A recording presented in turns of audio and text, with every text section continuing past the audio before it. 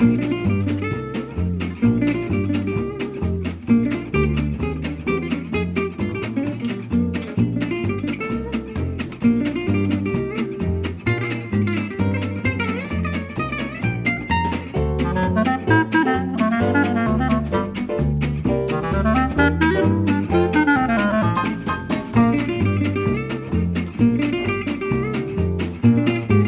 are many different ways to create a faded garment, and today I'm going to show you how I like to make faded socks. Since knitting is an art form and art is subjective, you might have a different way of doing it, and that's okay. This is by no means the official, definitive, correct way of knitting a pair of faded socks. I'm just going to show you how I like to do it, and it's super simple, so let's get started. Fading in a garment means you are moving from one yarn to another as seamlessly as possible to create the effect of the colors gently fading from one to the next. So how do you do it? It's actually really simple, and I'm going to show you my 3-step method for knitting faded socks. A good fade lives and dies by the yarn you choose. Selecting the right yarn is probably the hardest part of this entire process.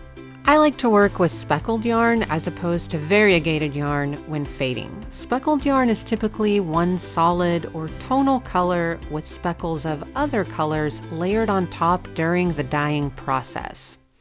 Variegated yarn, however, is dyed with different chunks, for lack of a better word, of multiple colors. Sometimes there are speckles layered on top, but not always. These chunks of different colors on the yarn create distinct stripes in the knitted fabric. You can see how this particular skein of yarn, there are chunks of different colors. This is a variegated yarn skein, and these chunks of different colors will create striping in the knitted fabric. You can see on these faded socks, I used variegated yarns. There are distinct lines in the fabric that kind of disrupt that painterly ombre effect I prefer. When I fade, I prefer to use speckled yarn because I think speckled yarns give you the most seamless blend possible as you move from one color to the next. Unlike variegated yarns, plain speckled yarns don't give you distinct lines in the fabric, since the base of the yarn is typically one color. The speckling also helps hide visible lines from the color switching in your garment.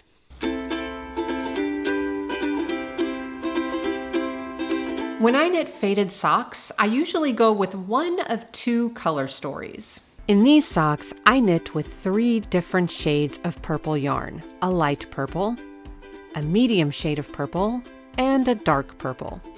I tend to fade from light to darkest. I wouldn't want to start with the medium shade and then the light and then finish with the dark. That would disrupt the gentle flow of the colors and the watercolor ombre effect. Here you can see that I faded from peach to pink to orange. And then in this sock, I faded from peach to pale spring green to yellow. When fading from one color to a different color, try to use similar shades so the change isn't so abrupt.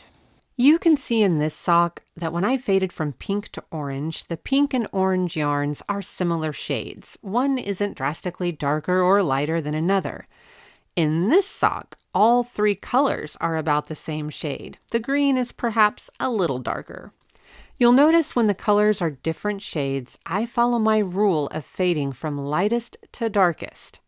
The final step, I know there's been a lot, but the final step in the color selection process is choosing how many colors you want to work with. For a sock, I typically use between 3 and 5 colors, with 3 being my standard choice.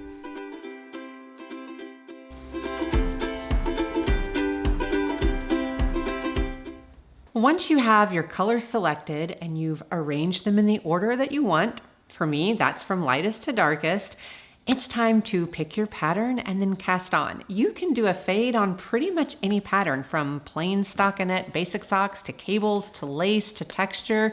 Really, any pattern is going to work for a fade.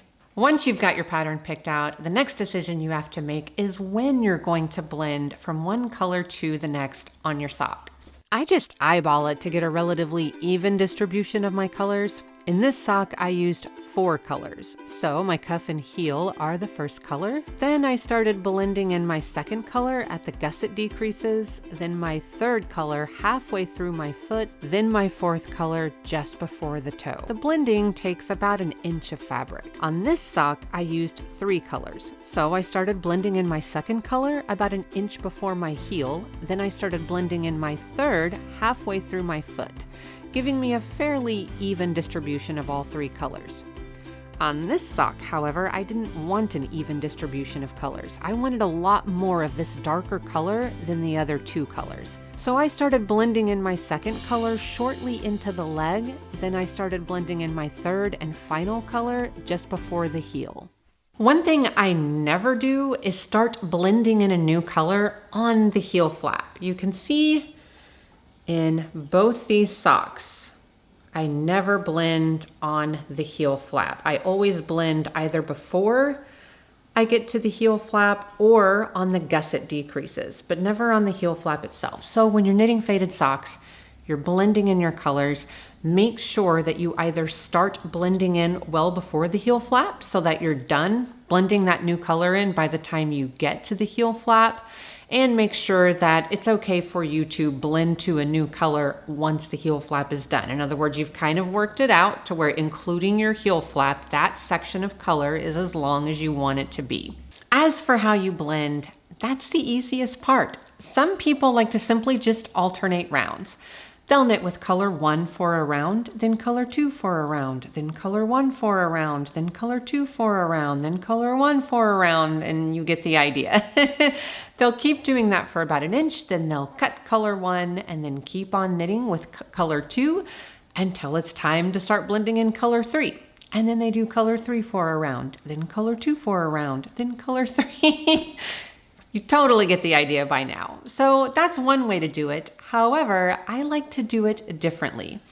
Humans are pattern-seeking mammals. In other words, our brains have learned through evolution or like science or something. I'm not really sure how it works because I'm a sock knitting pattern designer, not a biologist. But our brains have learned to seek out patterns in all the information that we're getting every day from our environment. And so the same holds true with socks. And I have a theory, although this is not proven by any means, that your brain can see that pattern of color 1, color 2, color 1, color 2. So I just like to mix it up. That way, that blend can be as subtle as possible and our brains can't pick out a discernible pattern. So here's what I like to do. I knit a round in my new color, then maybe 2 rounds in my old color, then 1 in my new, 1 in my old, 2 in my new color, 1 in my old, 1 in my new, 2 in my old, 1 in my new, 1 in my old. Then I cut the old and keep going with the new. Don't worry, I'm going to put a copy of this blend recipe in the description to this video. And that's it. Those are the 3 steps I follow to knit beautiful, painterly faded socks with very subtle blends from one color to the next. You can find links to all the patterns that I used in this tutorial in the description below this video. You'll also find links to my Ravelry store, my website, and my newsletter sign up. Thank you so much for watching this tutorial.